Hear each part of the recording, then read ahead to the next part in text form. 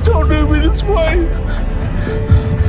Please. If we get this divorce, I can't go on because I don't have insurance. I won't be able to go to the doctor like I need to. I'm not going to be able to get my lymphedema fixed.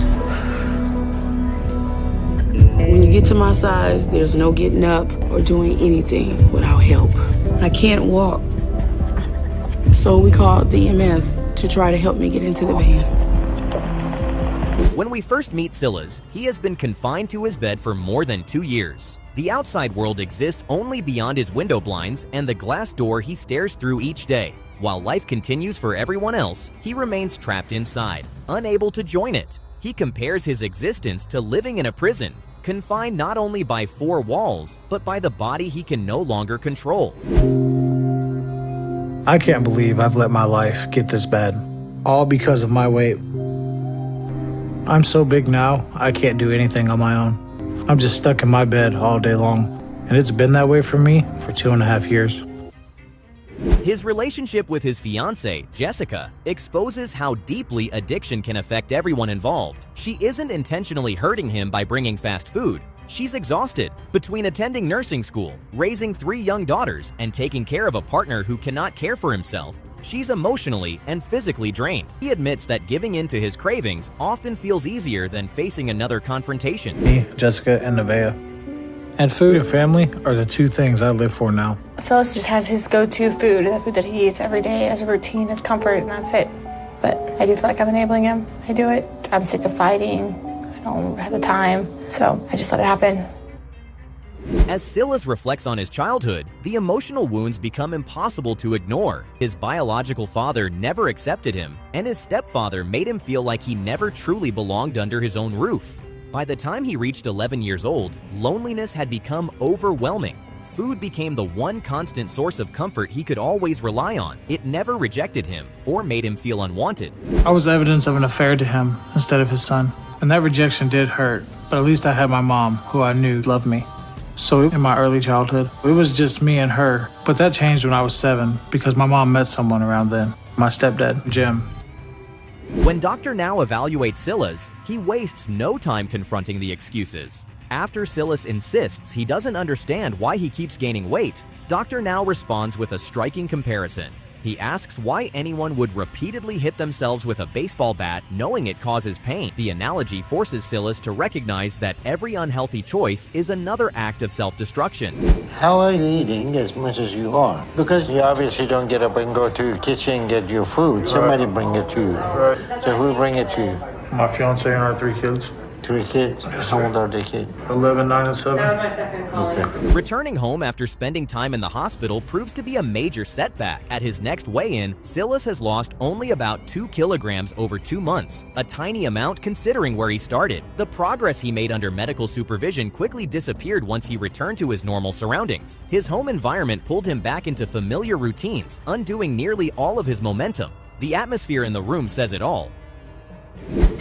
Hello. Hello. How y'all doing? Good. All right. Sillas, it looked like over the past 2 months you haven't lost anything. So what's going on? I don't know. I'm not very happy with myself. Well, that's the issue. You know, in a controlled environment, everybody lose weight, but when they go home... Rather than softening his approach, Dr. Now delivers a firm warning. He tells Sillas that pretending he's giving his best effort only deceives himself. The choice is straightforward. Prove he can lose weight independently or forget about qualifying for surgery altogether. You got it? I understand that. Okay. I understand that. You did well at the start, Sillas, but I still need to see that you're willing to do what you need on your own. You show me that, then we'll move ahead with the next steps and consider you for weight loss surgery, okay? Yes, sir. Okay? Yes, sir. At the next weigh-in, the results don't quite reach Dr. Now's original target. Even so, something far more important stands out. Sillas walks into the appointment without relying on a wheelchair, moves with noticeably greater endurance, and no longer depends on supplemental oxygen. Dr. Now recognizes that these improvements reflect genuine commitment and a dramatic shift in mindset. Although the number on the scale falls short, The progress in Sillas's daily function earns him approval for surgery. Like, about to freaking, thought I was gonna pass So out. you made a great improvement in your physical ability to be mobile and walk around, which is good. But what about your eating habit? It's real hard for me to talk about, man, because I've been trying really hard, I've been weighing everything out, and like... By the end of his journey, the transformation is measured by far more than weight alone. The man who once spent years confined to a dark bedroom is now enjoying time with his children at a trampoline park. Instead of sitting on the sidelines, he's actively participating in their lives and creating memories alongside them. His daughters express how meaningful it is to finally have their father back. In the end, his greatest victory isn't simply losing weight. It's reclaiming the freedom to live, love, and be present for the people who matter most. And one of the ones at the top of their list was going to a trampoline park. So that's where we're going today, and I'm excited to be able to be a part of it and see them have fun. I wish I could do it with them, but I'm not quite to the point where I can, because I still need my walker. Alicia says she feels like several people trapped inside one body, and watching her struggle makes that comparison hit hard. Just a few steps leave her desperately trying to catch her breath, yet she still refuses to let her boyfriend assist her in the shower. The embarrassment runs so deep that she'd rather risk slipping and getting seriously hurt than admit she can't manage basic tasks anymore. My body has reached a point that I can't even go a few steps without being winded. Because I'm the size of 5 people in one body, my weight makes everything hard. And a simple task like showering. Her grandmother became the one peaceful place in an otherwise chaotic childhood, but comfort always arrived with food. While her parents fought around her, sweet treats became the escape that made everything feel quiet for a little while. Before she even understood multiplication tables, she had already learned to soothe emotional pain with sugar. What began as a child's way of coping slowly evolved into a lifelong habit. Because she's really who I feel like raised me and took care of me. And when my parents would fight, she would try to distract me with ice cream. And I remember how it made me feel better. And so sugar became the thing in my life with my grandmother that I knew could make me feel better when I was afraid or upset.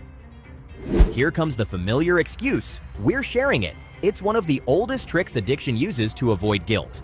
Alicia orders an enormous fast food meal and presents it like it's meant for both of them. But it's obvious most of it is intended for her alone. She even eats inside the car so nobody has to see what she's really consuming. Tim becomes part of the cover story while the food remains her real priority.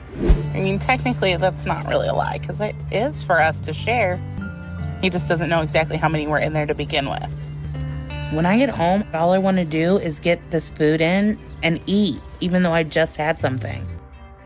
Dr. Now isn't buying any of Alicia's explanations. She insists she keeps Tim out of the process so he won't encourage her eating, but the doctor immediately points out the flaw in that reasoning. If Tim isn't bringing her the food, then she's clearly getting it herself. There's no mystery behind how someone reaches this size. He makes her face an uncomfortable truth. If Tim doesn't feed you, and that you don't need an enabler to gain like you have. No, I prefer to eat alone when people don't know. So how are you gaining all this weight on your own? I'll snack when... Dr. Now completely shuts down the claim that Alicia isn't snacking. Looking directly at both her and Tim, he explains that the numbers simply don't support what they're saying. Weight doesn't increase without the calories to match it. He pushes them to stop pretending something impossible is happening and recognize what's really going on. Tim's silence only allows the denial to continue. This is the moment where honesty becomes more important than protecting feelings, because her future depends on it.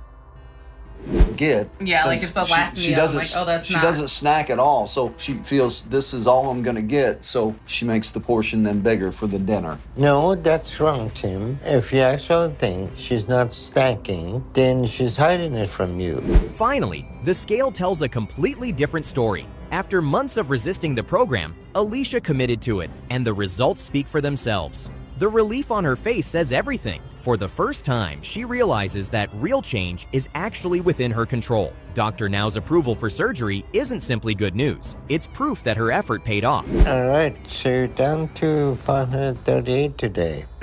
You finally met a goal and lost a significant amount of weight. Yes. So you feel like you have better control of your eating habits right now? Yes. Losing 170 pounds is an incredible achievement, and the difference is impossible to miss. Alicia isn't simply carrying less weight, she's living with confidence that didn't exist before. Instead of fearing the next step, she's excited about skin removal surgery and everything it represents. The woman who once hid food in the car has become someone willing to face life head-on. How y'all doing? Doing good. How are you? Thank you. I'm doing well too. So Alicia, today you're down to 452, and this is total of 170-pound weight loss. How do you feel? Incredible. It's hard to even put into words. Only a few minutes into Gina's story, and the reality she lives with is almost impossible to process. She has to clean herself using a washcloth attached to a stick while seated on the toilet because stepping into a shower is no longer an option. This isn't simply an inconvenient routine. It is a degrading way to survive. And then you're all set to get washed up, okay? Okay, thank you. You're welcome. Gina is very lazy and she doesn't take care of herself. We all struggle with how she is and want her to do better, but it's like walking on eggshells to confront her because it starts a fight. The deeper story finally comes into focus. This was never just about craving fast food. It began with a childhood filled with fear. Gina recalls growing up under the shadow of an abusive father, where screaming and violence became everyday life. Food became the only place she felt safe, long before she understood how to process trauma. It's heartbreaking because every pound represents years of emotional pain she never escaped. And it wasn't just happening to me, it was happening to Allie too. My dad would punch me in my face until my nose bled. My dad would choke me until I couldn't breathe. My dad would kick me until I was black and blue on my legs, and I had to go to school like that. Watch how this relationship functions. Beth talks about how exhausting everything has become, but the second Gina asks for a burger, she's behind the wheel making it happen. Instead of challenging the addiction, she's feeding it every step of the way. The cycle keeps repeating because no one is willing to break it. Every fast food run pushes Gina further toward disaster. I know my family thinks that Beth makes things worse, but I know that my weight is an issue that I could change if I could just give up food. But if I can give up food, I would have done it a long time ago. But at the same time, I know my body's in bad shape and it's getting worse every day. Now Dr. Now enters the picture, and the excuses immediately stop working. He points out that Gina keeps making choices that hurt her while acting surprised by the consequences. Then he shifts his attention to Beth, exposing how her constant food runs are helping fuel the problem instead of solving it. It's a brutally honest conversation, but it's exactly what this couple needs. Just a guy come in and say, my head hurt, and say, when I hit it with a baseball bat. Okay, so what drives you to snack? Are you hungry, or you have it, or nervous, or what? Just bored. The rehearsal dinner quickly becomes about much more than the celebration. Tension shifts toward her sister. Gina suddenly spirals into an emotional crisis that redirects everyone's focus back to her. Eventually, she leaves for the car, pulling herself away from the event entirely. Whether intentional or not, the situation becomes centered around her emotions instead of the occasion. I'm really starting to struggle. This is too much and my anxiety's getting higher, and I want to do the toast for my sister, but I just can't. I just hope Allie isn't upset at me that I can't do the maid of honor toast for her because I really, really wanted to, but I have to go. At long last, there's measurable progress. Gina has finally lost enough weight to earn approval for surgery, and the emotions are understandably overwhelming. Still, it's hard not to remain cautious. Reaching this point took far longer than expected, making the success feel less like a complete transformation and more like a last-minute push. It's encouraging, but the real challenge begins after the celebration. So I'm proud of myself for that. Okay, well, I'm proud of you for that too. Thank you. And since I can see you working hard, this is what I'll do. I'm going to go ahead and approve you for weight loss surgery. Oh my gosh. That's awesome. Oh my God, I'm so excited. Thank you so much. I appreciate it. This may be the most shocking setback of the entire journey. Everything is prepared, the hospital gown is on, the IV has been started, yet Gina actually gains weight before the operation. Faced with that reality, Dr. Now has no choice but to cancel the surgery. It's a devastating example of addiction taking control at the worst possible moment. She stood on the edge of a life-changing opportunity, only to lose it because she couldn't stop eating. It's heartbreaking to watch such a critical chance disappear. You started making some progress and moving in the right direction. But you showed me today that you're not sticking with it like you need. So I'm canceling your surgery and we're not moving ahead with that today. I'm just really mad at myself right now. I've been working so hard. Here's the deal. I'm gonna give you one more chance. What we're seeing here is a life that has reached an unimaginable low. June describes her chair as a coffin, and after watching her daily reality, it's hard to argue with that comparison. Even something as simple as bathing has become an exhausting task that depends entirely on Sadi's help. Every ordinary routine has turned into a complicated operation, requiring constant assistance. It's heartbreaking to witness how completely she surrendered her independence. I have to get my girlfriend Sadi to help bathe me and make sure I'm clean. It is so difficult even to get in the tub.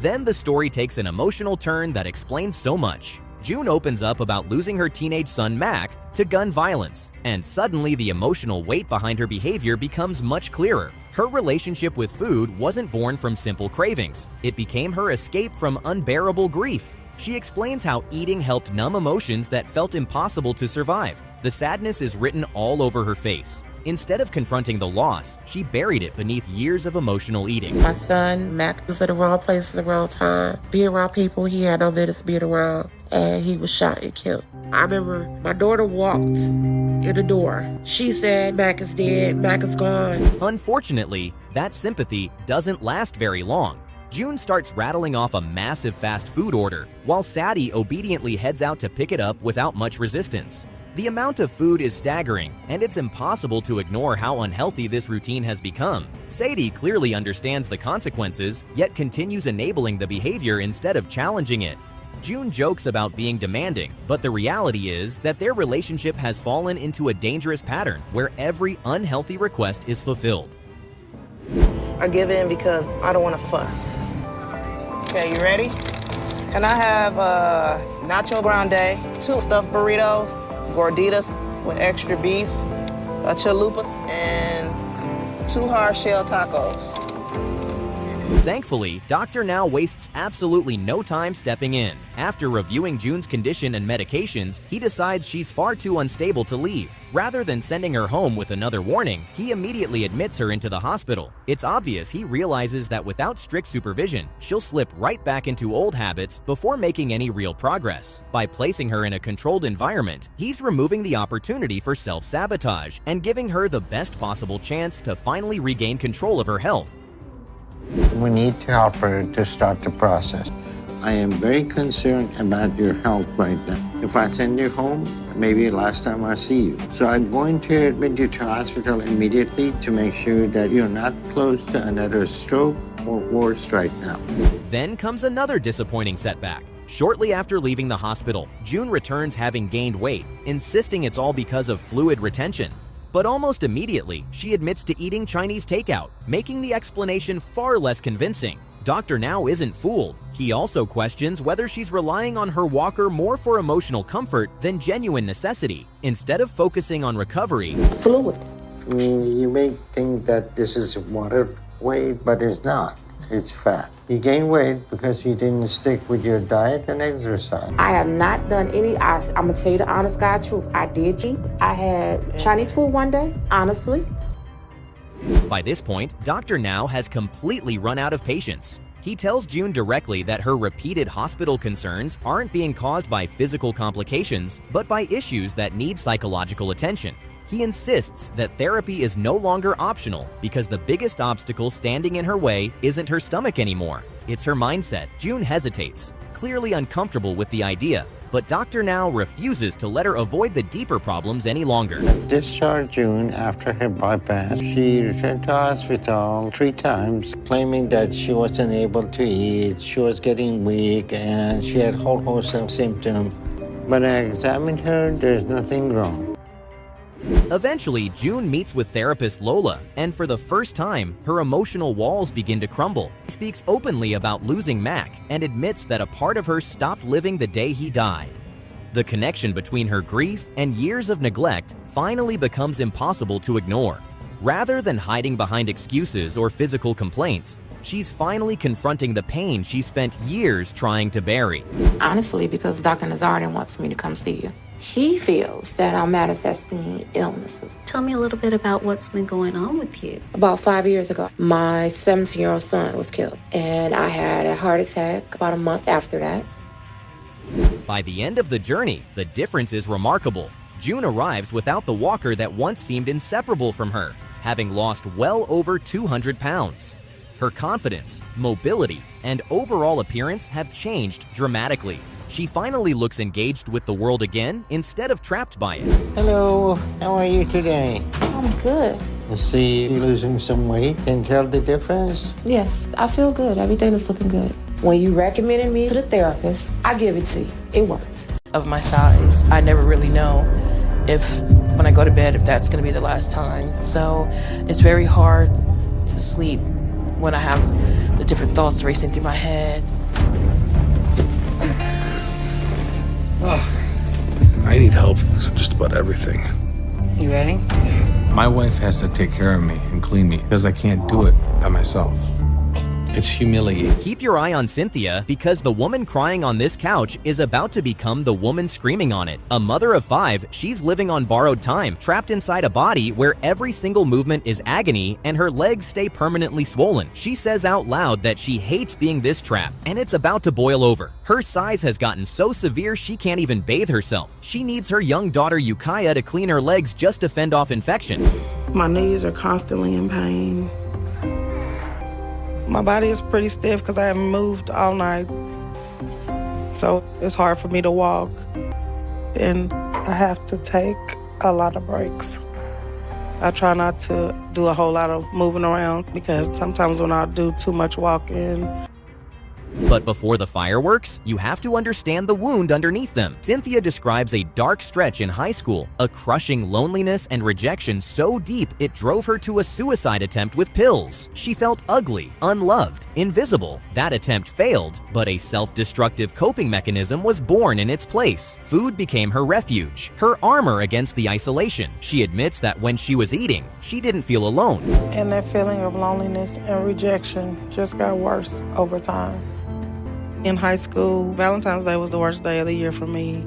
I felt alone and ugly. Why does nobody like me? One Valentine's Day, it got really dark. And the only way I knew to end it was to take a bunch of pills.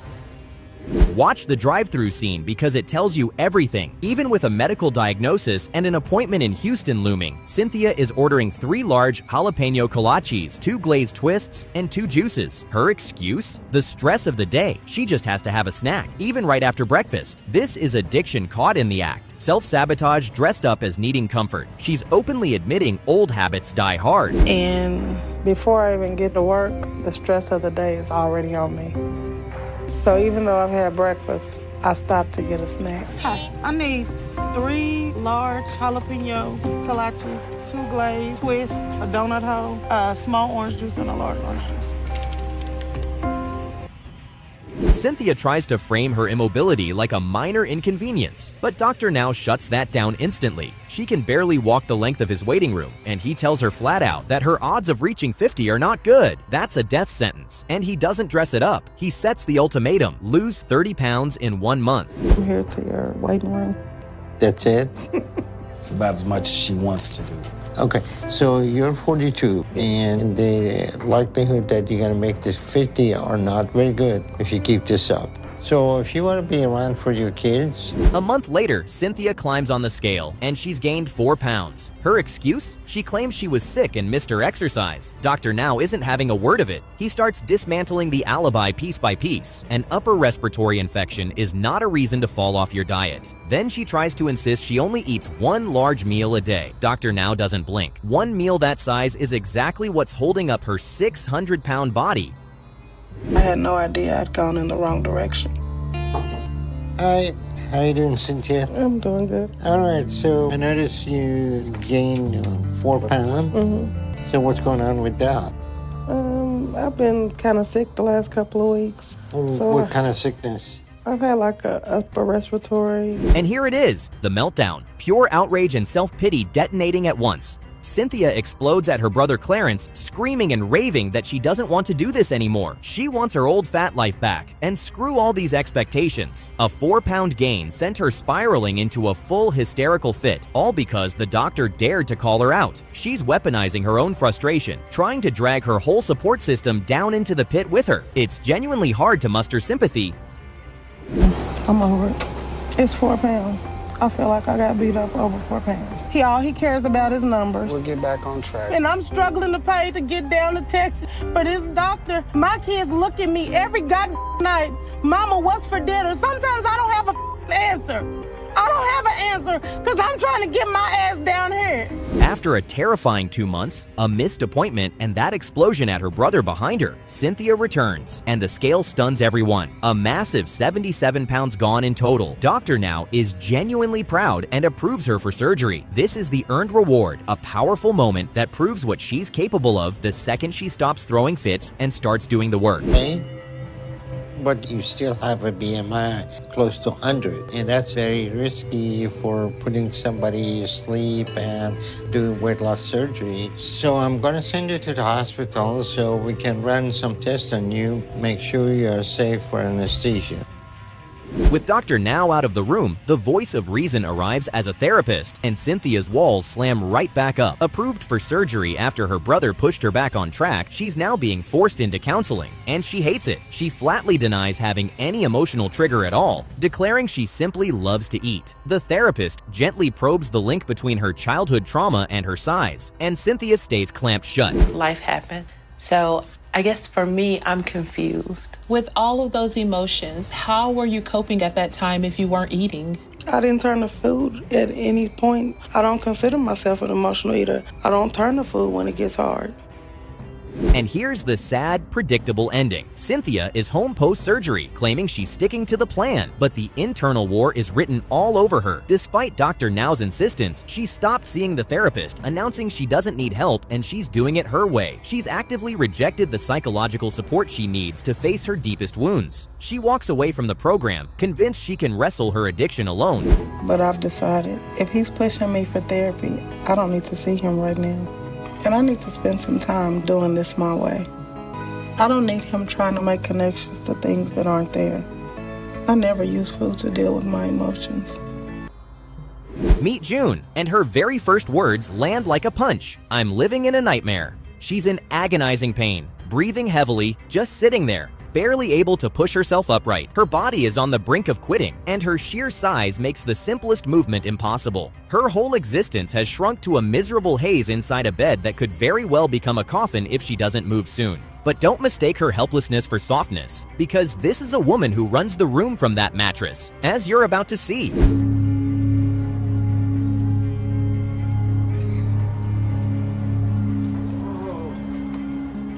I'm living in a nightmare.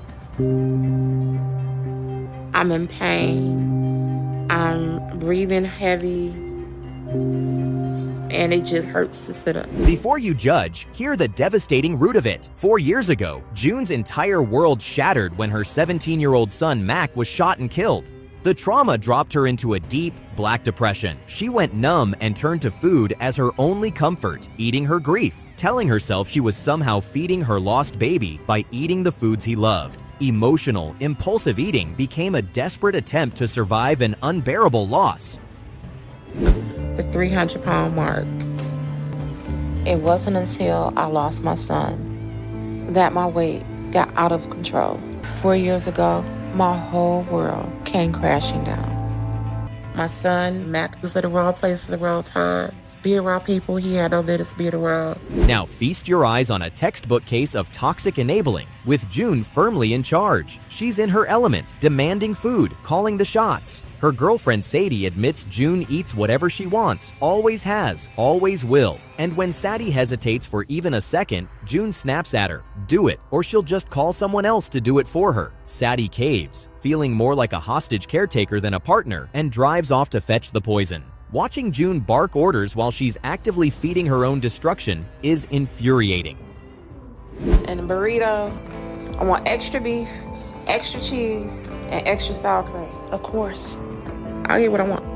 Always have, always will. And now then, I do say, I'm just not gonna go get it. I have a cell phone.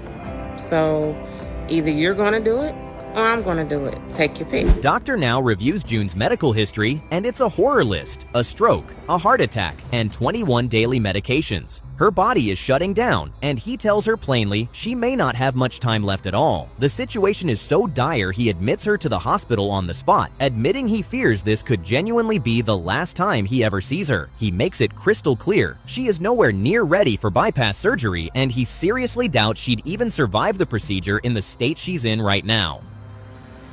It's too risky for her to try to get her health under control on her own.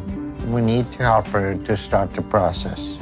I am very concerned about your health right now. If I send you home, maybe last time I see you. So I'm going to admit you to hospital immediately to make sure that you're not. In the hospital, Dr. Now uncovers something staggering. Despite her immense size, June is suffering from severe malnutrition because her diet holds almost no actual nutritional value. So there she is, on a strictly controlled diet, complaining about being hungry. And when he asks her to cut sugar, what's her desperate, immediate plea? Strawberries are my addiction. A woman battling life-threatening malnutrition. You need to be on almost zero carb, high protein diet here in the hospital for the next month. I do have one question. You said no fruit. What about strawberries? Maybe once or twice a day? Only one or two?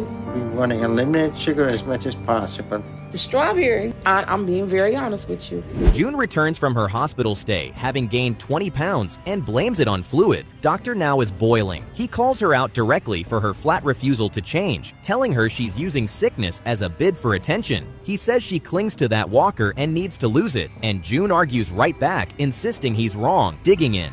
That's when he goes ballistic. Which one? I'm not shocked, but then it's a little disheartening, especially after losing and doing good on a diet. Okay, June, you gained 20 pounds. What happened? Fluid. You may think that this is water weight, but it's not. It's fat. This therapy session is the hinge the whole story turns on. June reluctantly cracks open the subject of Mac's death, admitting she went numb and shut down completely after losing him. The therapist pushes her, gently but firmly, to name the loss with a capital L, to actually acknowledge the trauma and its direct line to her weight. And June, through tears, finally begins to process the raw grief she's kept buried for years, realizing she has to sit inside the feelings instead of eating them away. Hey, so Miss June, and why do you think you're here today? Honestly, because Dr. Nazarian wants me to come see you. He feels that I'm manifesting illness. Tell me a little bit about what's been going on with you. About 5 years ago, my 17-year-old son was killed.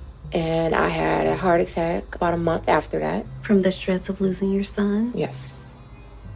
On what would have been Mac's birthday, June, with her daughter beside her, releases balloons into the sky. She grieves openly, tearfully saying the pain will hurt every single day until she dies, but vowing to live with that pain instead of under it. This is profound. It's the moment she finally confronts her grief head-on rather than smothering it with food. She's learning that being strong doesn't mean forgetting her son, and that living her own life isn't a betrayal of him, a massive emotional breakthrough. And I wrestled with a lot of what we talked about. Today is real special because it's Mac's birthday, and my baby girl and I are going to release balloons and remember my son. I'm telling Mac I love him, I miss him, and it hurts not having him here with me. It will hurt every day until the day I die. And what a transformation. June has lost over 200 pounds just 1 year into her journey. She proudly tells Dr. Now the therapy worked and that she's walking without her walker now. She's getting her hair done at a salon, something she once only dreamed about.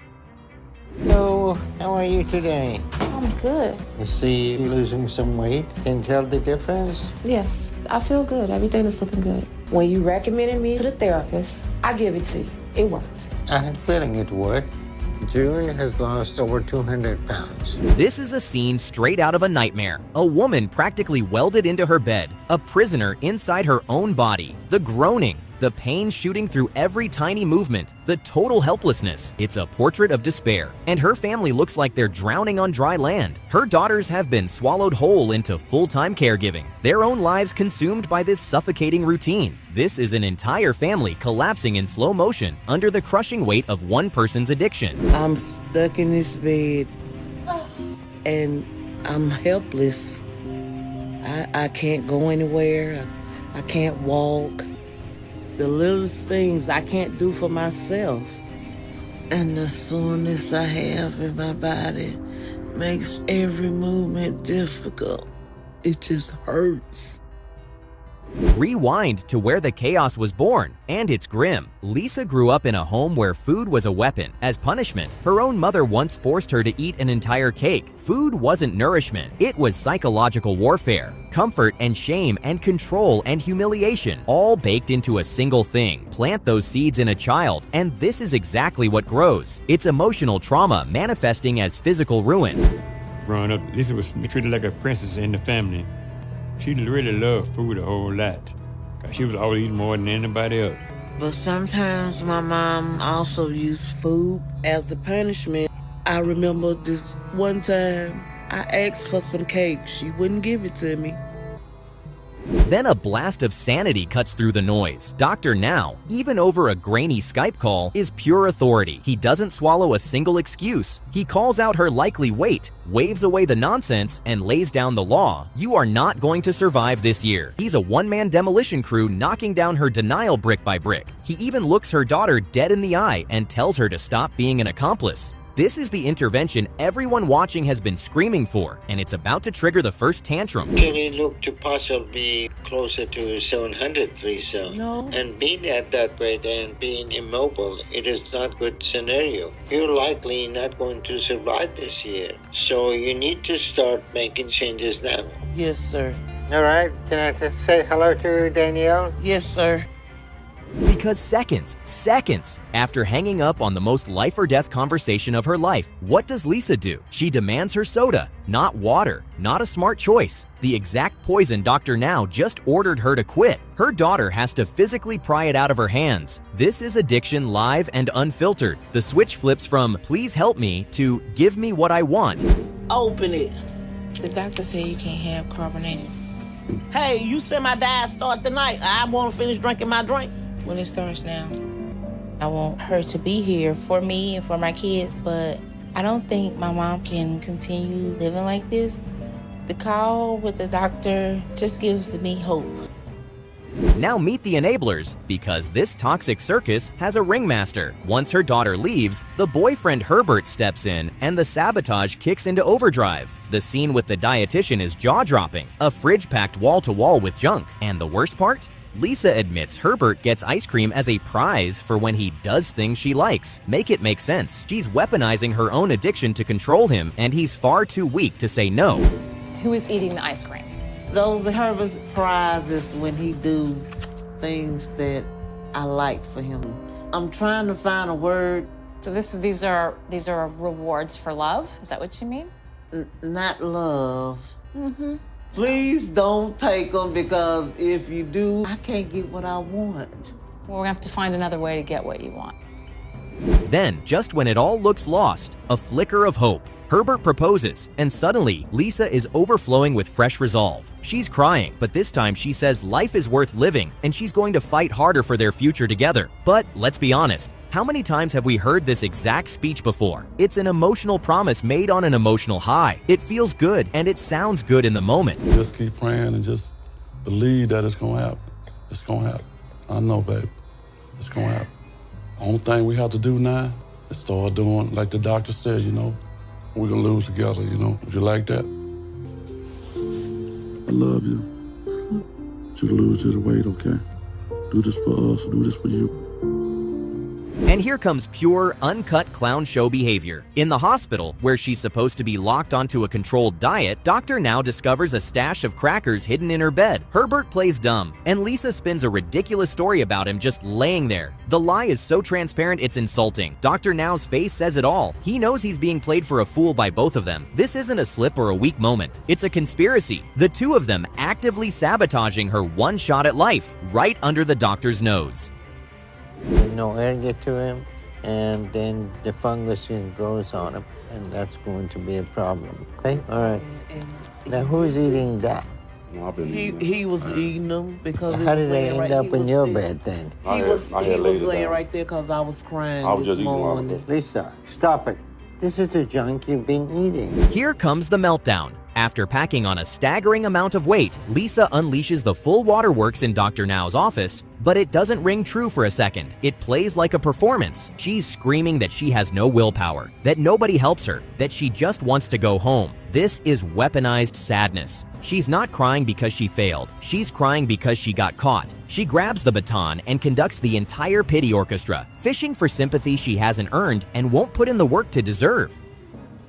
I just don't have no willpower anymore. Okay. It's gone. Right. It's gone. And if that's all this is, I'd rather you just send me back to my house and leave me alone because this is not helping me. It's not helping me. What kind of help you need? I'm trying, but this is not helping me. It's not helping. And there's the final nail in the coffin. Dr. Now returns armed with the results of her psychiatric evaluation, and the verdict is damning. She's not suicidal. She lied about it to manipulate him. He looks at her and with ice in his veins tells her she's off the program. He calmly explains that her blatant disrespect for the process and her endless games have left him no choice. You can see the shock hit her face, the realization that her ultimate trump card just got declined. Psychiatric evaluation, and they determined that you're not suicidal, but you already know that, right? That was designed to attempt to manipulate us, but it didn't work. So it's clear to us you have no desire to change, and you have no respect for the program or the care and tools you have been given. Every single day of my life is hard because every day I feel like I'm dying, and every day I'm becoming more and more helpless. When I wake up in the morning, I'm in so much pain and I can't move right. I feel stiff. Every day, it gets harder to get out of bed. My body's constantly getting more exhausted.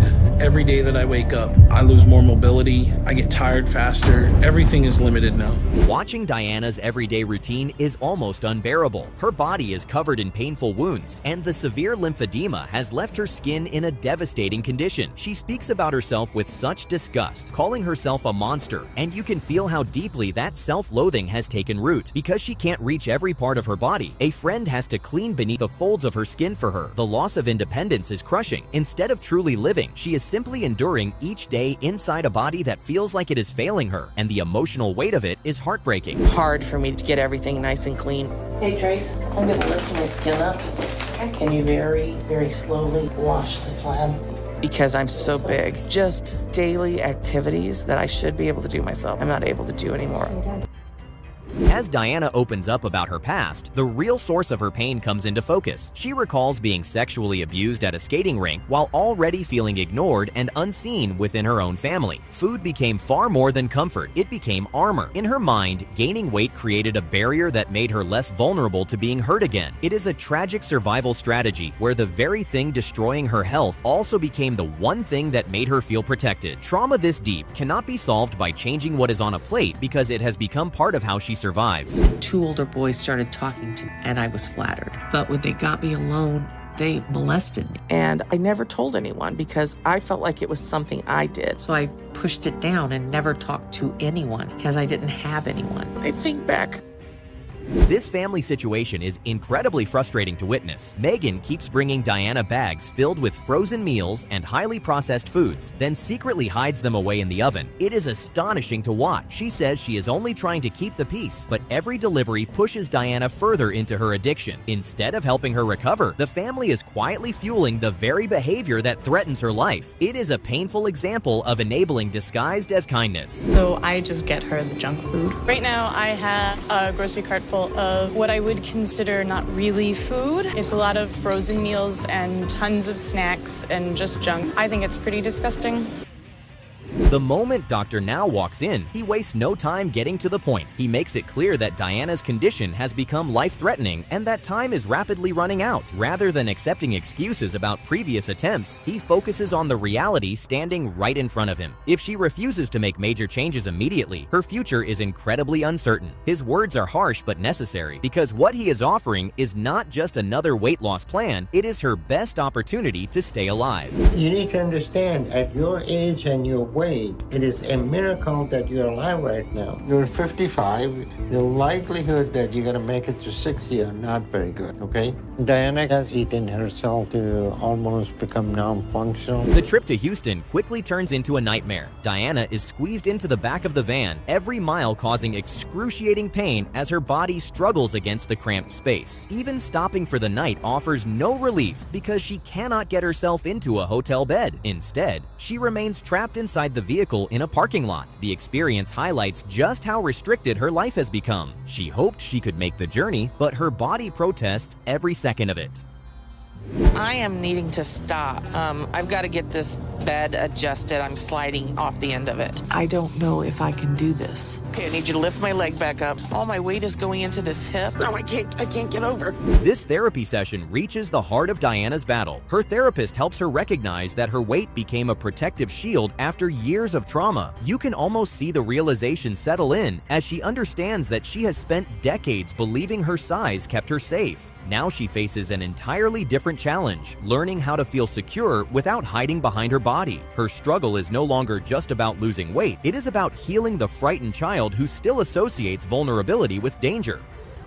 Now that I protected myself by getting attractive, and it really did keep me really safe. The weight did keep you safe, and that's what you were craving. Now I want to be safe without having to be. Despite Diana's progress, Dr. Now refuses to let her rely on excuses. When she blames her lack of movement on knee pain, he reviews the x-rays and finds no medical explanation for what she is describing. He bluntly tells her that fear, not injury, is holding her back. His tough approach forces her to confront the mental barriers that continue to keep her stuck. She has reached a crossroads where she must choose between pushing forward or remaining trapped in the same cycle. But I'm going to spend some time thinking about what we talked about today. Overall, it all went well. The past couple of weeks since seeing the therapist have been good. I want to work through my emotions. The number on the scale says it all. Losing more than 200 pounds is an incredible accomplishment, and the confidence on Diana's face is impossible to miss. This milestone represents much more than a lower weight. It symbolizes the return of a life she once believed was gone forever. Dr. Now confirms she has earned the opportunity to move on to the next phase of treatment, proving that her persistence through every setback has finally paid off. I'm headed for my next doctor's appointment with Dr. Now. It's been a few months since my last appointment, and I should be below 400 and into the 300s. Stay in a bunch? I've done everything right. I've stayed on my plan, but I'm still nervous. I just don't know what the scale is going to say. The transformation by the end of Diana's journey is truly uplifting. Instead of waiting for life to pass her by, she is actively giving back through volunteer work and embracing the freedom she fought so hard to regain. Watching her enjoy a peaceful walk through the park, feeding fish, and appreciating the outdoors is a powerful reminder of how far she has come. She has traded isolation for purpose, fear for confidence, and hopelessness for a future she can finally enjoy. It is a well-earned ending to an incredibly difficult journey.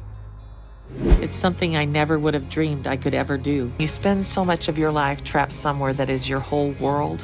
You have a lot of time to dream. Come on, guys, I brought you lunch.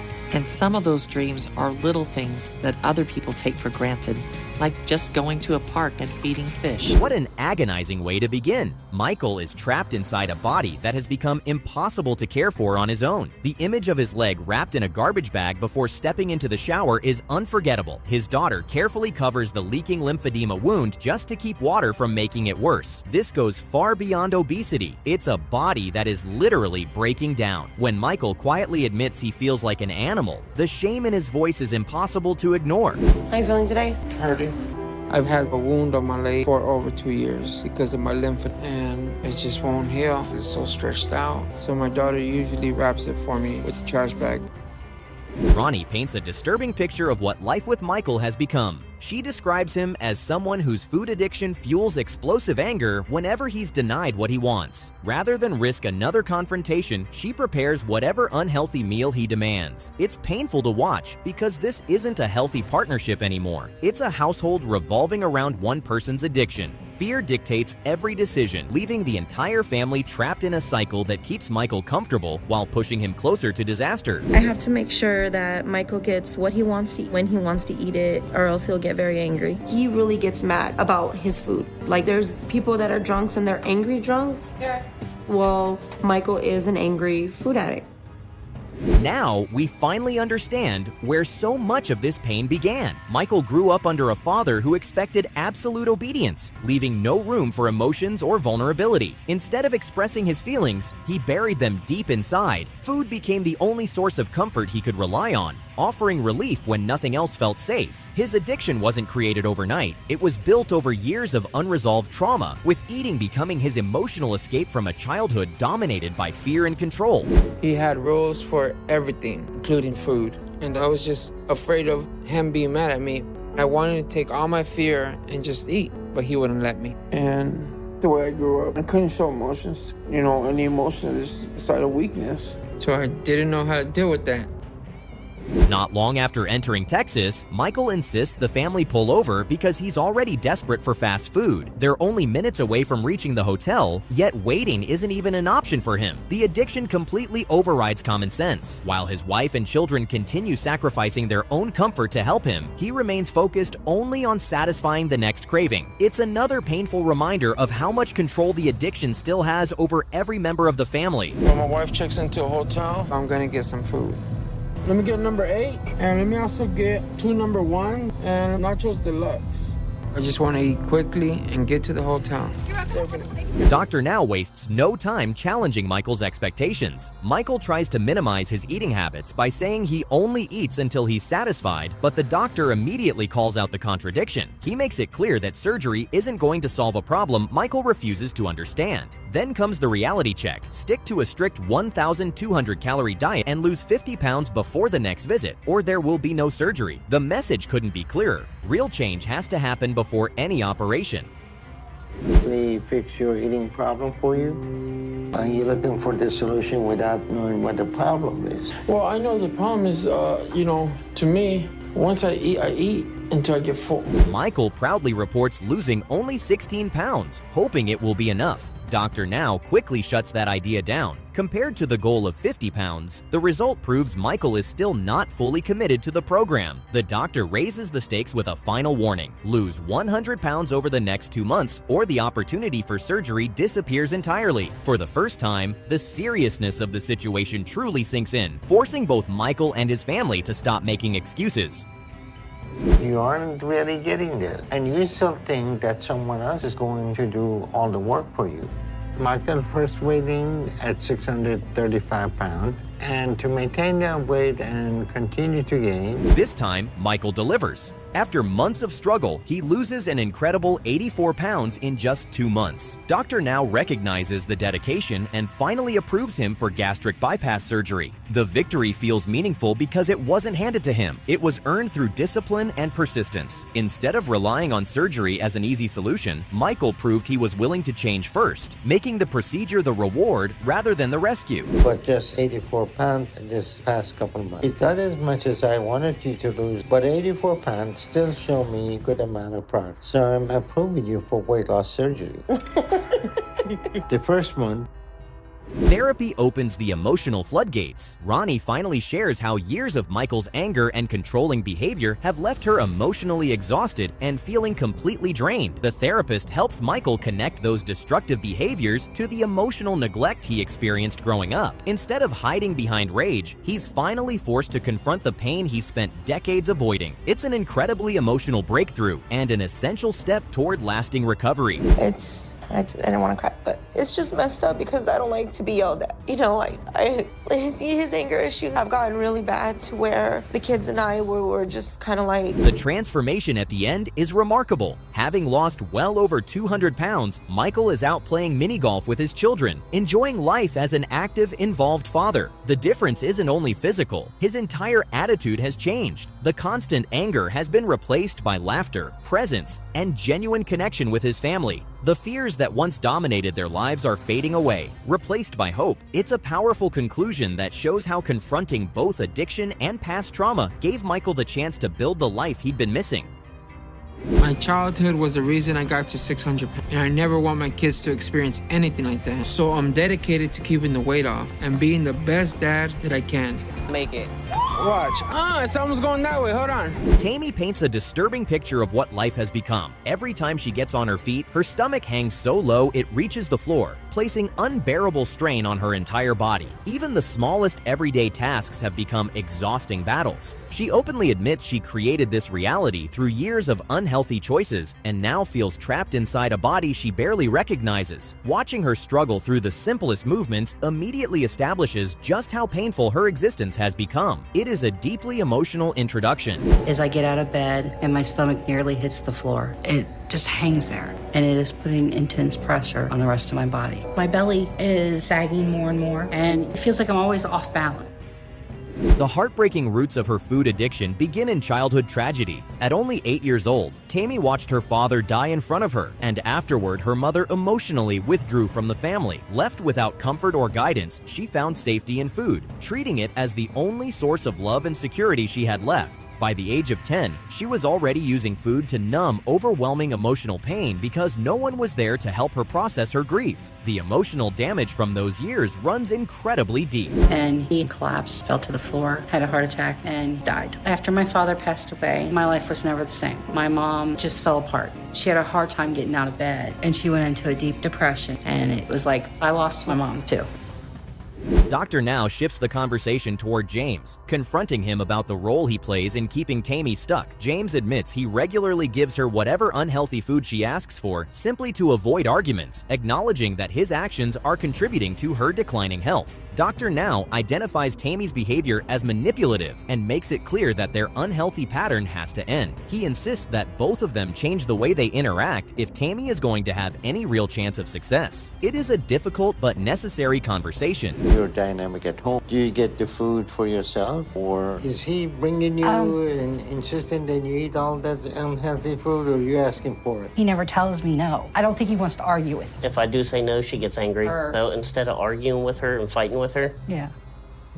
A heated confrontation reveals how fractured their relationship truly is. Taimi desperately asks James for emotional support, but instead of reassuring her, he reminds her that she would have nowhere to go if he hadn't taken her in. His words expose years of resentment hidden beneath the surface. What once appeared to be an act of caregiving suddenly feels more like control through dependence. The exchange highlights just how damaging their relationship has become and why it threatens her recovery. Usually you act like I don't do. I have been there for you. Who else has been there for you? Nobody. I know. Well, I have been there for the last 7 years. Who is the one that's been there for you? Me. There's been plenty of times I've asked you for help things. I mean, I may not be here all the time. Everything falls apart when James announces that he is moving out, leaving Taimi to face her journey alone just before relocating to Houston. The news triggers overwhelming feelings of abandonment, bringing back painful memories of the losses she experienced as a child. With her biggest source of support disappearing, she fears everything she has worked toward could unravel.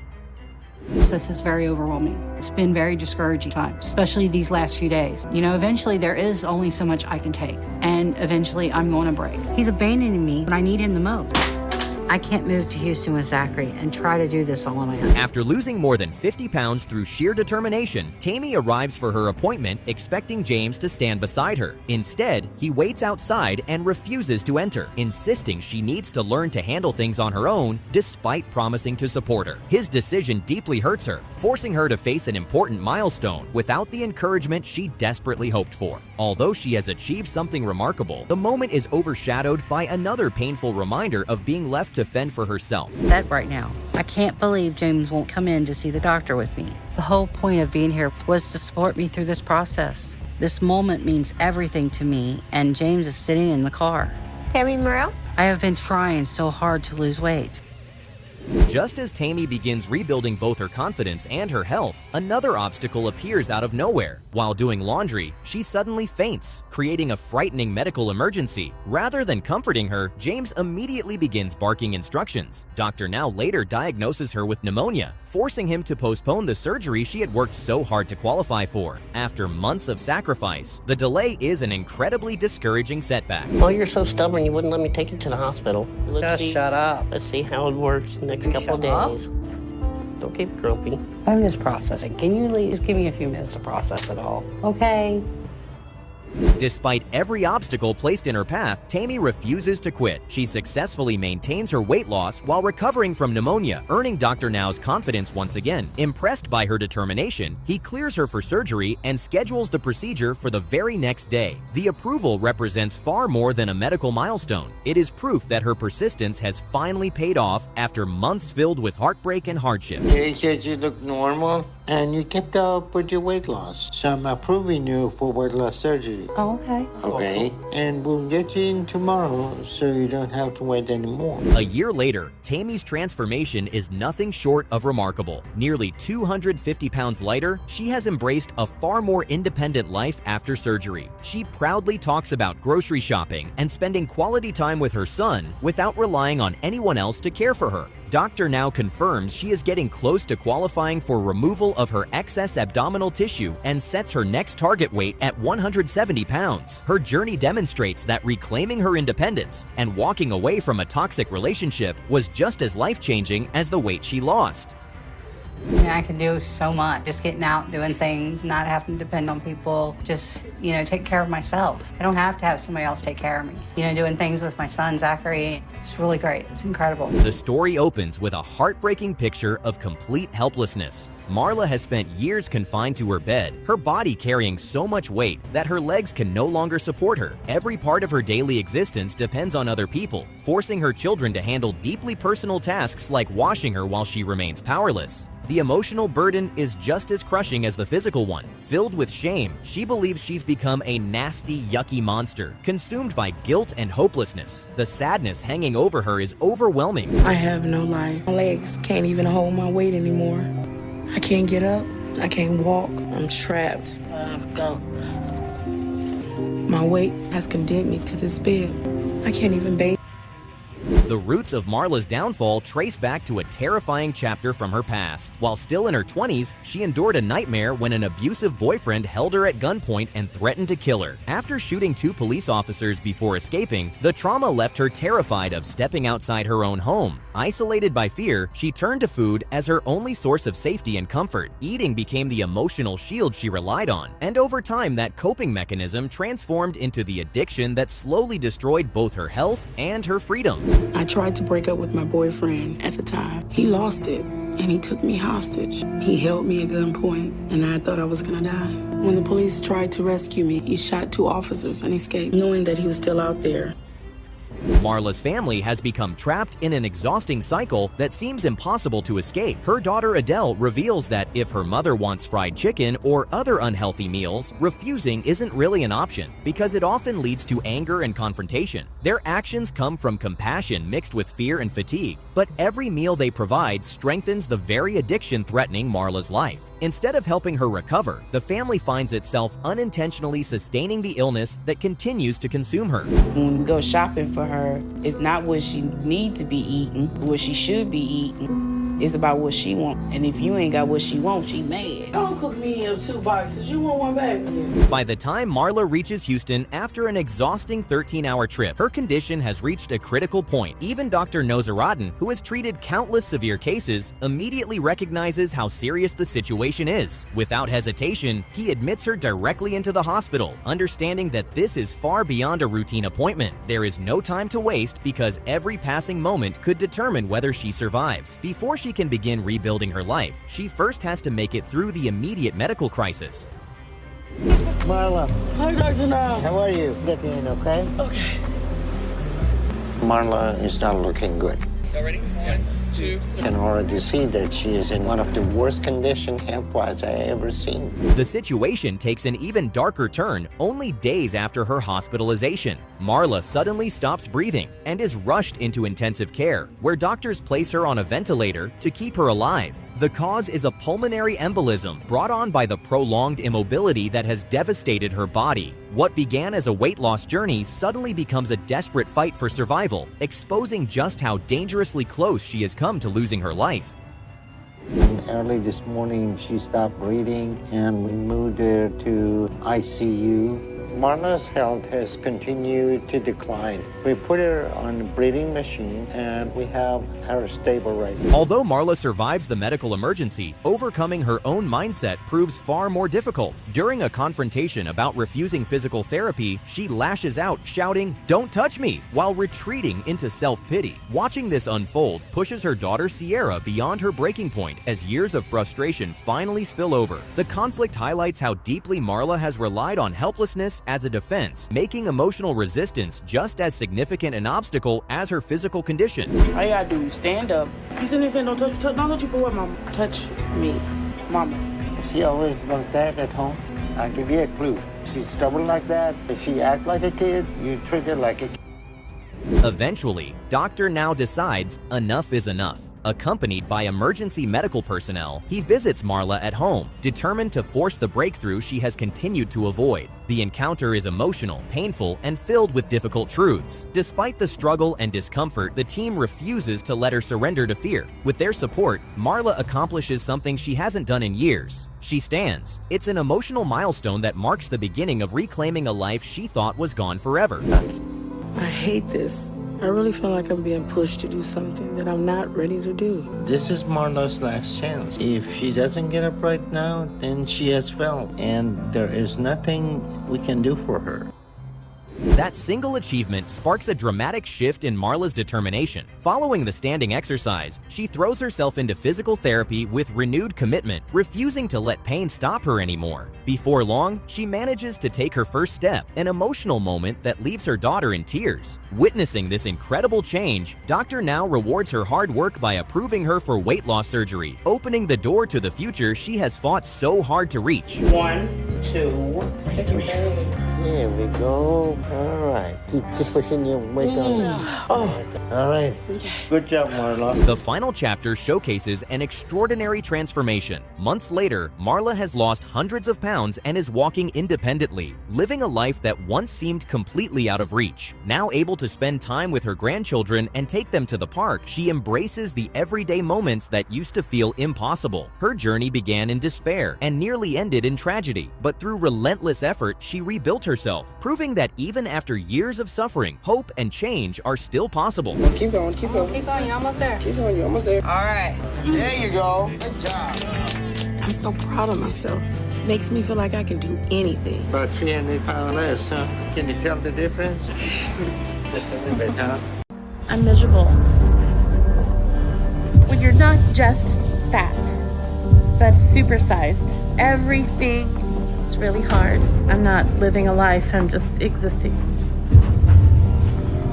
When I imagined my life at 30, I thought I would have my white picket fence, I'd have kids, but my life is nothing like that. It's a nightmare.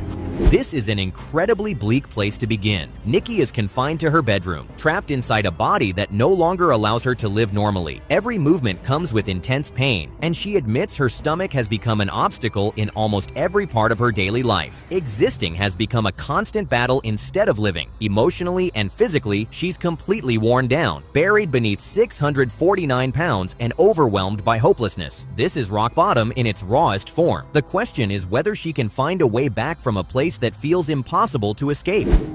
Every bone in my being is telling me to lay back down. It's miserable. I feel like I'm trapped because it's just difficult to move my body. The The unhealthy family dynamic couldn't be more obvious. Rather than encouraging Nikki to move, her father brings every meal straight to her bedroom, eliminating even the smallest bit of physical activity. Her mother explains that any attempt to discuss eating habits quickly ended because Nikki insisted food was the only thing she still had control over. Eventually, her parents stopped pushing altogether. What they see as compassion has become quiet participation in her decline. Every meal delivered reinforces the same destructive pattern, keeping Nikki locked inside a cycle that's growing more dangerous by the day. There's no better word to describe it other than hate. But I've done this to myself. Food has always been an addiction for me, and my addiction to it is killing me. When I start my day, I can't wait to start eating. Okay, sweetie, I'm gonna send it up. Alrighty. This revelation is absolutely heartbreaking. Nikki explains that despite living with cerebral palsy, she now feels even less capable than the person she wants to help. The weight has robbed her of the ability to care for someone she loves, leaving her consumed with guilt and frustration. Her own physical limitations have become greater than his, and that realization crushes her spirit. The emotional burden weighs just as heavily as the hundreds of pounds on her body, giving her one of the strongest reasons yet to fight for a different future. Even though I had a happy face, internally, I felt like I don't belong here. So my parents tried probably hundreds of attempts to help me lose weight, and it was just depressing and sad. Part of me felt like, what was wrong with me? Quit trying to fix me. Doctor now wastes no time identifying the real problem. He makes it crystal clear that Nikki's eating habits continue because her family keeps making them possible. His warning is blunt. By continuing this behavior, they're contributing to her slow death. He immediately assigns a strict 1,200 calorie diet and challenges her to lose 50 pounds within the very first month. The message isn't just directed at Nikki, it's for everyone in the house. If nothing changes, neither will her future. The countdown to saving her life starts now. Okay. What seems to be your biggest challenge with your eating habit? I think not really thinking about what I'm eating and just getting what I'm craving. What do you eat in the morning? An egg and sausage biscuit. And lunch, what do you do? My lunch is usually pretty healthy, but coming home, I'll stop and go to.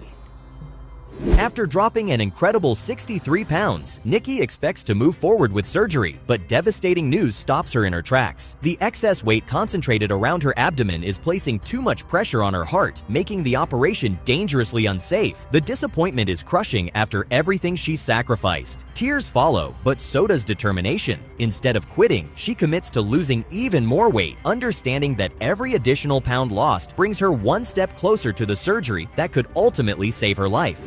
You done very well, but I need to run some tests to be sure that you are ready for surgery now, okay? I'm really happy with Nikki's progress, but she carries most of her weight in the abdomen, which can compromise her respiratory system or heart. I need to make sure that her body can handle surgery, or she would likely not survive the procedure. At last, Nikki reaches the milestone she's fought so hard for. She receives approval for weight loss surgery, though Dr. Now decides a gastric sleeve is the safer option because of the way her weight is distributed. Even during the procedure, the challenges confirm just how complicated her condition has become. Thankfully, the surgery is successful. The sleeve now gives her a powerful tool to control the eating habits that once controlled her. It's not the end of her journey, it's the beginning of a completely different chapter. Now I'm gonna go ahead and close up. We had some change of plan, but everything went very well. Even though Nikki didn't have bypass, a sleeve is going to help her to lose a lot of weight. But if she pushes herself to eat more, the surgery can become ineffective much faster than bypass. She needs to stay motivated to keep making progress. This is where the real emotional healing begins. During therapy, Nikki opens up about years of believing she was never good enough. She finally tells her mother how deeply those feelings affected her, and the emotion is impossible to hide. Instead of becoming defensive, her mother responds with love, regret, and heartfelt reassurance. For the first time, they're addressing the emotional wounds that fueled Nikki's relationship with food. It's a breakthrough that reaches far deeper than anything surgery alone could ever accomplish. in all of our lives. And I know that was hard for you to, tell me that you needed to step back a little bit and give it some space. It was hard, Nikki. I never wanted to hurt you. And it's been painful to just watch you dying and not know if I'd ever see you again. Then comes the devastating loss no one was prepared for. Michael, Nikki's close friend and fellow weight loss companion, passes away after complications from gastric bypass surgery. The tragedy forces Nikki to confront the harsh reality that this journey is literally a matter of life and death. His passing becomes a painful reminder of how fragile every opportunity truly is. Rather than allowing grief to defeat her, she chooses to honor his memory by continuing her own transformation with renewed purpose and determination. I'm gonna hang out with some friends and go see an improv show. It's been ages since I've seen some of these friends. Could you, my good friend Nikki, come and help me out for a minute? I'm not kidding you. Would you come help me, please? Okay. Excellent. Let's go around to the... Hanging out with friends and being social is a huge part of my personality. We're going to be playing a game called speed dating. That is something that I really missed in my life. What an extraordinary transformation. Nikki now weighs just 194 pounds, having shed an astonishing 455 pounds. She boards an airplane by herself, fits comfortably into the seat, and experiences a freedom that once seemed unimaginable. The woman who once believed her life was over has completely rewritten her future. Doctor now praises her incredible success while noting a minor issue with a healing wound, but it's only a small obstacle compared to everything she's already overcome. She can ride a bike, travel independently, and embrace a life that once felt forever out of reach. Her journey stands as remarkable proof of what's possible through unwavering determination. I've usually been afraid of what it might say. 443? What? Oh my gosh, you silly girl. You lost 200 pounds. That's very good.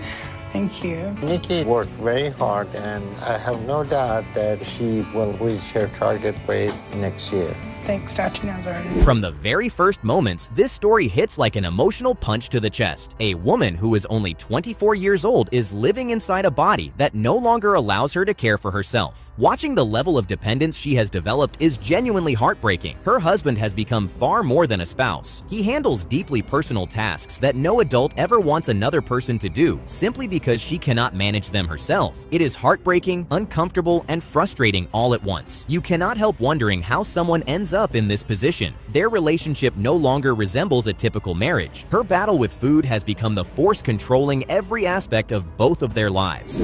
My husband Josh has to help me take a shower and wipe my butt when I use the bathroom. It's humiliating because of my weight. He has to be the caretaker. It makes me feel so guilty. I have taken on a lot for Bejo. I do everything I can, everything. Then the story takes a heartbreaking turn that changes your entire perspective. Learning about the abuse she endured as a child explains so much about the grip food has on her life. Eating was never simply about enjoyment. It became the place where she hid from overwhelming pain and fear. Every pound she gained was another layer she believed could shield her from being hurt again. It is devastating to realize that her weight represents years of unresolved emotional trauma. No diet alone could ever erase wounds that deep. Your heart aches for the frightened little girl she once was. I was sexually assaulted. I've always been happy-go-lucky, but after that, I wasn't even like myself anymore. I was angry, I was depressed, so I started eating more. Betty Jo turned to food as her comfort, and through the process, just slowly got bigger. I thought that if I was bigger, that I could protect myself. And just when compassion is at its highest, frustration quickly takes over. One look at that breakfast is enough to make your jaw drop. Chicken strips, macaroni and cheese, and applesauce to start the day. That is an incredibly dangerous way to fuel someone already fighting for their life. Josh delivers the food directly to her chair without hesitation, believing he is helping. But every meal like this pushes her further into danger. It creates such a painful contradiction where love ends up causing harm instead of healing. You keep waiting for someone to finally draw the line. My life totally went downhill. I hated myself. I hated everything. So I tried to kill myself. I got put in the hospital, and then I was done. I gave up. I didn't care anymore, but I realized I have a lot to live for. But right now, I'm not even really excited. The moment Dr. Now walks into the room, everything changes. He wastes absolutely no time identifying the real issue. His attention quickly shifts toward Josh, and his assessment is brutally honest. He makes it clear that Josh's behavior is keeping this cycle alive. Even though Josh appears supportive, Dr. Now questions whether there is something deeper driving his actions. Could he actually prefer her remaining this dependent? That possibility sends a chill through the room. Suddenly, the entire relationship looks very different, and the tension becomes impossible to ignore. So you are her enabler. Basically, I've stopped trying to argue with her. I'm concerned that her husband may be the biggest problem.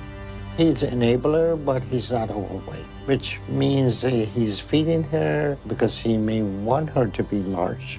If that's the case, it's going to be a difficult situation to resolve. Not long after relocating to Houston, the cracks begin showing again. Instead of sticking to the plan, they are back to eating processed comfort food like Hamburger Helper. After making such a huge sacrifice to seek treatment, watching them return to unhealthy habits is incredibly disappointing. Josh blames his depression, but the consequences reach far beyond his emotions. Every poor decision threatens the progress they came so far to achieve. It feels like they are undoing all their hard work just when they need discipline the most. With Hamburger Helper. Yeah. I just think that's kind of weird. Some green beans with stroganoff Hamburger Helper. That even sounds weird. Really? Really what? Joshua! Josh is the one that's pretty much preparing meals. He doesn't necessarily want to follow the doctor's diet. This emotional breakdown feels inevitable. Betty Jo finally breaks down in front of Dr. Now and admits how overwhelmed she truly is. She confesses that resisting temptation feels impossible when the person closest to her keeps making it harder. Her plea for help is raw and sincere because she feels trapped between her addiction and her relationship. Dr. Now responds with his usual directness, reminding her that continuing this path puts her life at serious risk. The message is painful but impossible to ignore. Something has to change before it is too late. This is something you need to figure out. How am I supposed to do that when my husband doesn't want to do it with me? Like, he wants to eat all of the junk, and that's all he wants to buy and get, and like, I'm not getting no support from him at all. I can't do this without somebody to help me say no.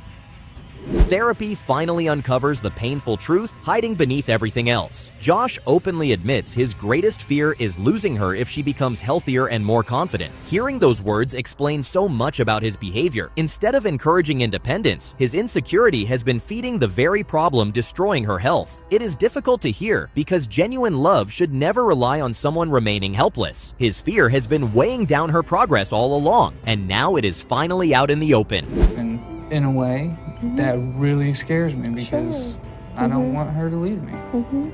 Lately, he kind of feels that I'm pushing him away and not wanting to be with him, and that's not quite, what the issue is. Sounds like a lot of transitions. How much do you think your weight is protective?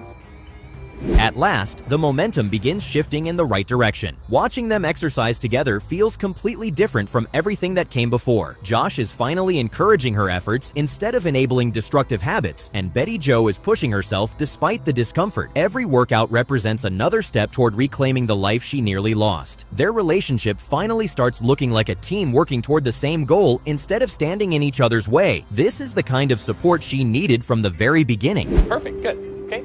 And for us to start having a life together again. I think Betty Jo's doing really good, especially coming out to a public place like this and actually getting into it. It's been nice to discover that we still care so much about each other. This whole process and journey has taught us that. Breathe out. 3, there you go. My arms definitely feel like they're gonna fall off. What an incredible turnaround this has become. When Betty Jo steps onto the scale, the results reflect months of determination and persistence. She has lost well over 100 pounds, and the confidence returning to her face says even more than the numbers do. She has gained far more than weight loss. She has regained hope for the future. Josh appears to have embraced the changes and now supports the healthier version of their relationship. Their journey proves that lasting transformation becomes possible when both the emotional wounds and unhealthy patterns are finally confronted. That's awesome. There you go. So finally under 500 pounds, huh? Feel a lot better. Feel like a different person? Yeah. Betty Jo is sticking with it, and I am really proud of both of them for doing that. And so things are getting better for you, huh? A lot better. This shower sequence is incredibly difficult to watch. Ashley sits quietly on the bench while her mother helps wash her because she simply cannot manage on her own. The sadness on her face says everything. When she calls herself a monster, you can hear just how deeply she believes it. This moment reaches far beyond personal hygiene. It exposes how much independence she has lost. Watching a 30-year-old woman rely on her mother for such a basic task is both heartbreaking and painfully humbling. I cannot stand for more than 5 minutes. So even when I shower, I have to sit down. And like with everything else in my life, I have to ask for help. In order to not have the rough patches on my skin, my mom has to scrub me really, really hard with an abrasive sponge. Everything suddenly makes much more sense when Ashley reveals what happened to her as a child. Learning that she was abused by her uncle at just 12 years old completely changes the way you view her relationship with food. Eating became more than comfort. It became a shield she believed could keep her safe. Choosing to stay silent so her sisters would be protected makes her story even more tragic. She developed a coping strategy that slowly destroyed her health, and it is impossible not to feel compassion for the frightened little girl she once was. Gain back whatever little happiness I could. Food filled the void that I was feeling on the inside. And at first, I didn't say anything because I felt like as long as he was doing it to me, he wasn't doing it to my sisters. I wasn't going to allow anyone to ruin their childhood and take away the innocence that they had. And I finally told my mom. Daniel's role in all of this is incredibly frustrating to watch. He insists he is caring for Ashley, yet he continues supplying the drinks and meals that fuel her addiction. While he says he feels powerless, he is still the person providing what keeps the cycle alive. His desire to comfort her has become unhealthy support for destructive habits. He fears losing the woman he loves, but his actions are helping the addiction tighten its grip. It is a painful example of how enabling can disguise itself as affection. Sometimes I feel helpless, like I don't know how to say no. I want to make her comfortable and happy. What makes Ashley happy is when she's enjoying food. What the one you want it? In my family, we all enable each other. We all like to eat, but it's not like I have a choice. I have to eat. Everybody has to eat.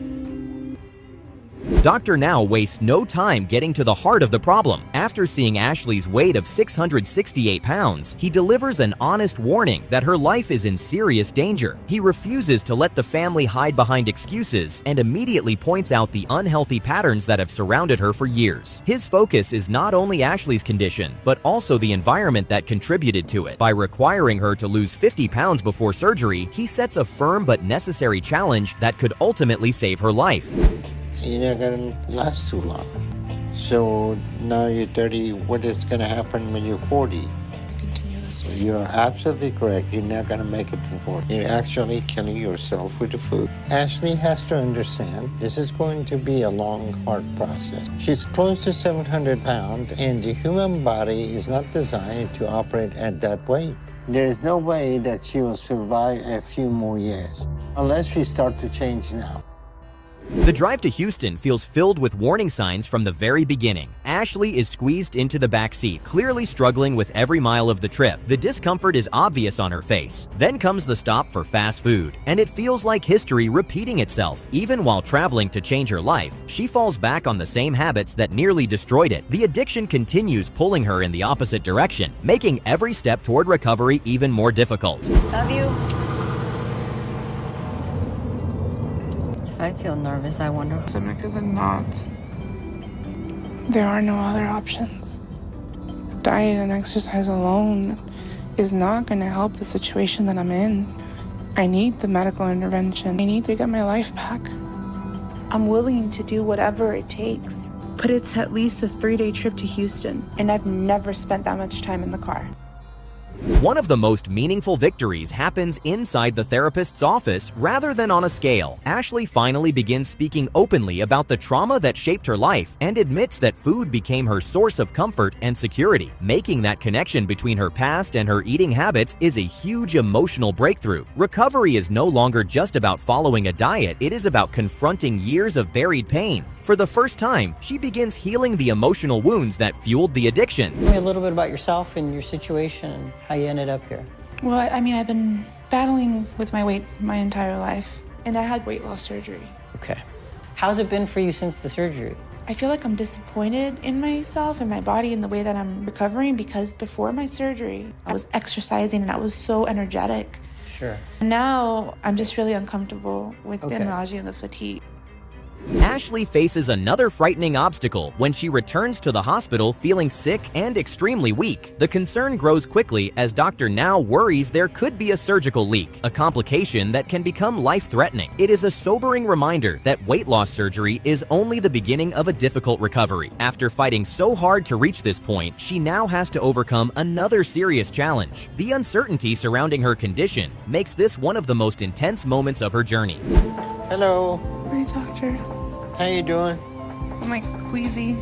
So that you've been having nausea, and have you actually vomited? Yeah, I vomited today, but it's just foam. It's not. Okay. You haven't eaten anything? No. Okay. We're gonna go down and do an endoscopy on you. Look inside the stomach, make sure everything's okay. The scale finally delivers the news Ashley has worked so hard to earn. Losing 54 pounds on her own proves that she is capable of making lasting changes. The pride and relief on her face are impossible to miss. Dr. Now's approval for surgery feels like recognition of all the effort she has invested. This marks a major turning point, showing that Ashley is no longer simply overwhelmed by her circumstances. She is actively reclaiming control of her future. So everything depends on this weigh-in. 6:14. At least I met the 50 pounds that the doctor wanted me to lose. How y'all doing? Okay. All right, so you lost 54 pounds. So how is your eating habit now? Ashley's transformation reaches a beautiful conclusion. Watching her get her hair and makeup done before looking in the mirror with genuine happiness is incredibly moving. The woman staring back at herself is no longer someone she hates, but someone filled with hope. Her confidence shines throughout the photo shoot with Daniel, highlighting how much she has changed both physically and emotionally. By the end of her journey, she has regained far more than weight loss. She has rediscovered her confidence, strengthened her marriage, and reclaimed the life she thought she had lost. It's been a while since Daniel has seen me like this. It's beautiful, right? I was not expecting that look. She looks beautiful. You liked it, so that's always great. This is a totally new experience for me. If you told me a year ago that Daniel and I would be out on a date getting photos done, I love that. Awesome. I would never have believed you.